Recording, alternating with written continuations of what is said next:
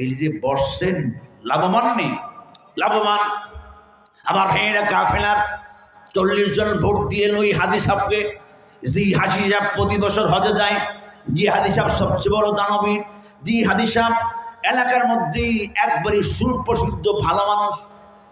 এবার দেখেন অবস্থাটা কি, আল্লাহর কুদরত, রওনা হয়ে গেলেন। কোন মানুষ কখন মারা যায় বলতে পারে?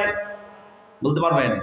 আমার ভাইয়েরা, অনেক প্রতীকেরা রাস্তায় মারা যায়, অনেক মানুষ হজে গিয়ে মারা যায়, অনেক মানুষ বিদেশে গিয়ে মারা যায়। কারণ যার মরণ যেখানে সেইখানে মারা যাবে। কিন্তু কার মরণ কোথায় হবে, কোন জায়গায় হবে, আমি আপনি কেউ জানি না। আল্লাহ জানাই দেন নাই। আমার ভাইয়েরা, আমি আপনি কেউ বলতে পারি না আমি কোথায় মারা যাব, কিন্তু যেখানে মারা যাব ওই জায়গায় মৃত্যুর আগে আল্লাহ আমাকে আপনাকে পৌঁছে দিবেন। আল্লাহ বলেন, ওয়ামা তাদরি নাফসুম বিআইয়ি আরদিন তামুত।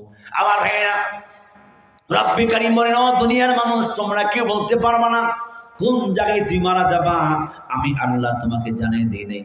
কিন্তু যেখানে থাকো না কেন মরতে হবে। আইনামা তাকুনু ইউদরিকুমুল মাউত ওয়ালাউ কুনতুম ফি বুরুজিন মুশাইয়াদা। আল্লাহ পাক রব্বুল আলামিন বলেন, যেখানে থাকো না কেন, তুমি যদি ফেরেশতাদের রেস্ট হাউস বুর্জের মধ্যে বসবাস করো, মৃত্যুর সময় হলে ওইখানে আমার আজিল যাবে, তোমাকে মৃত্যু দিবেন। কিন্তু মৃত্যু থেকে কোনো মানুষ পলায়ন করতে পারবে না, মরতে হবে, এটা আল্লাহর আইন। কুল্লু নাফসিন যায়িকাতুল মাউত সুম্মা ইলাইনা তুরজাউন। আমার ভাই আল্লাহ বলেন, যাদের প্রাণ আছে মরতে হবে, আমি আল্লাহর কাছে ফিরে যেতে হবে।